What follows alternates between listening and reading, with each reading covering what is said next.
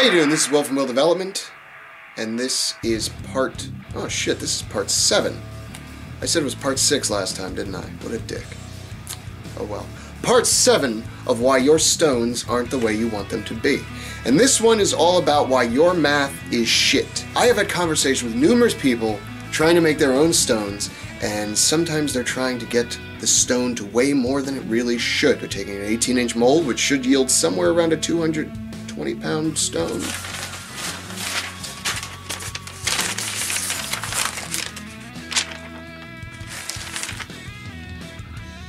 Somewhere around a 230-pound stone. And they're basically just going off the idea that, well, if I know it weighs 230 pounds and I put 40 pounds of metal, that'll work, right? Well, no, it's not that simple. You need to figure out how much concrete it's going to displace, make up for that displacement factor, and then add to it. Now, this episode is a little bit of a special shout out to Brian Alsrup. I know my man's been trying to make a big-ass 400-pound stone for quite a while now, and his last one came out just shy by about 10 pounds. So we got closer this time. I've actually had some conversation with him after he put out his last video and did all the math for him as to why it didn't come out the way he wanted it to. And I, in fact, did the math for him there too and told him he would almost need another 30 pounds of metal in order to make up for that extra displacement and to make it weigh what he wants it to weigh. So this brings me to my main point, which is that you need to do your math.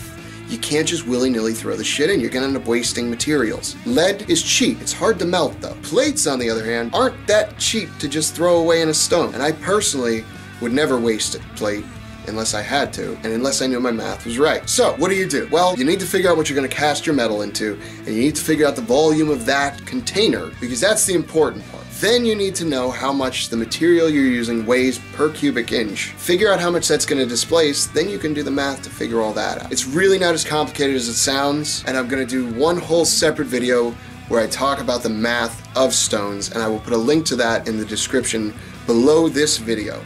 So if you're curious how to do the math on the stones, figuring out the cubic inch of the stone, the weights per ounce or per pound, then turning it into the weight per cubic inch of said material, check out that video below. But don't ever just start pouring and assuming you've done enough. You need to do your math, because if you make your theory as tight as possible, the practical will be as close as possible. Thank you for watching. I hope some of these videos were of some kind of information to somebody. If they were, I implore you to subscribe down below to my channel, Will Development. I intend to do many more videos on stone making, since I basically am the best stone maker in Florida, and I feel like I've got some wisdom to impart. And I wish you the best of luck in making your own stones. If you have any questions on anything stone related, whether it's making, whether it's mixing concrete, whether it's what brands of concrete I like, hit me up, send me a message here, leave a comment down below, and I will do my best to get back to you in a timely fashion. So happy stone making, and if you don't do your fucking math, then what's your excuse?